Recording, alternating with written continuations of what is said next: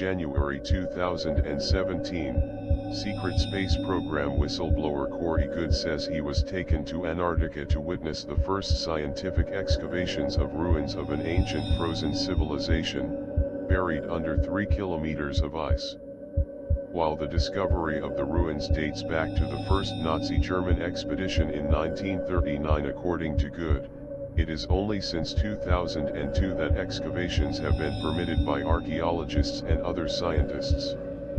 Archaeologists have prepared documentary films and academic papers whose release will astonish the scientific community.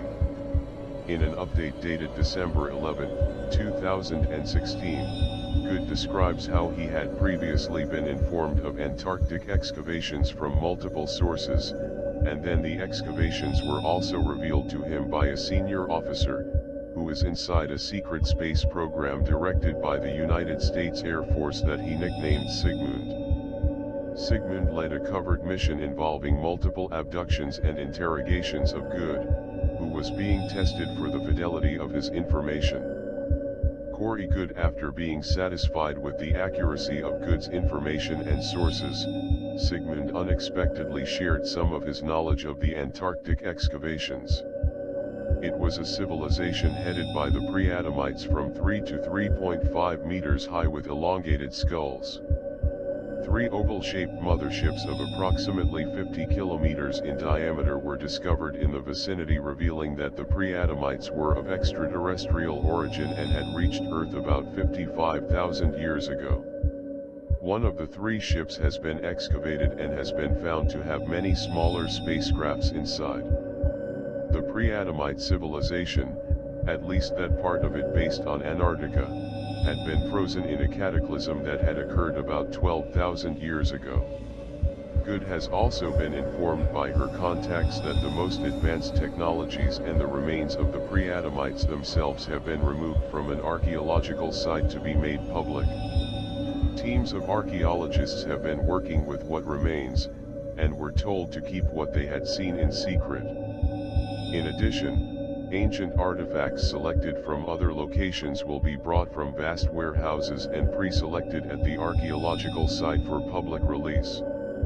In its imminent announcement about the Antarctic excavations, the emphasis will be on the terrestrial elements of frozen civilization in order not to shock the general population too much. According to Goode, the announcement is likely to be scheduled as a distraction from upcoming war crimes against global elites as leaks of information about international pedophile circles and child trafficking erupt. Until recently, everything Goode knew of the Antarctic excavations had been shared by internal sources or by Sigmund. That changed in early January 2017. In a brief personal briefing on January 24 and the subsequent discussion dinner, which included David Wilcock, Goode recounted some of the details about his most recent trip to Antarctica. He previously reported on an earlier visit to Antarctica, where he came to see 5 of the underground work bases belonging to the Interplanetary Business Conglomerate, an ongoing corporate secret space program based in Antarctica. Goode says that shortly after the new year of 2017, he was taken to Antarctica by an Anchar spacecraft. The Anchar are one of the 7 civilizations of the inner Earth with which Goode has gathered. In previous reports it has been described that he was taken to the main underground city belonging to the Anchar, where he witnessed their advanced technologies. Goode has described her multiple encounters with Kari, a high priestess of the Anchar, who has acted as a guide and friend on many trips to Earth's interior, Antarctica, and deep space. Another key figure in Goode's revelations is someone called Gonzalez, who is a lieutenant commander of the United States Navy who was Goode's initial contact with a secret space program alliance, which includes the Solar Warden program of the United States Navy along with deserters from other secret space programs. To Antarctica and deep space. Another key figure in Goode's revelations is someone called Gonzalez, who who is a lieutenant commander of the United States Navy, who was Good's initial contact with a secret space program alliance comprising the Solar Warden program of the United States Navy along with deserters from other secret space programs to Antarctica and deep space.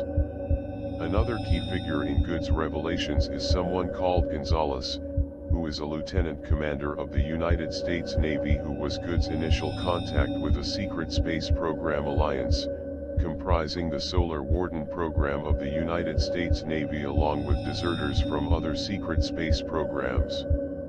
On his visit in early January 2017, Good says he joined Kari, Gonzalez, and 2 other representatives of the Inner Earth civilization. One of them belonged to an Asian-looking race that Good described at his first meeting with representatives of the 7 civilizations of the Inner Earth. Good and the others were taken by the Anchar spacecraft to an undeveloped part of the ruins.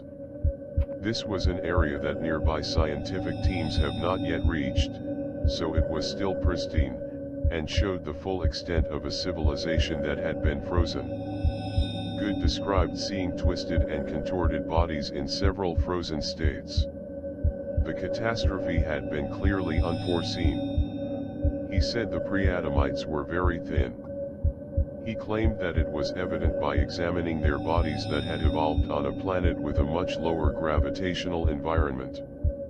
In addition to the pre-Adamites, Good also saw many different types of normal-sized humans, some of whom had short tails, while others had elongated skulls similar to the pre-Adamites.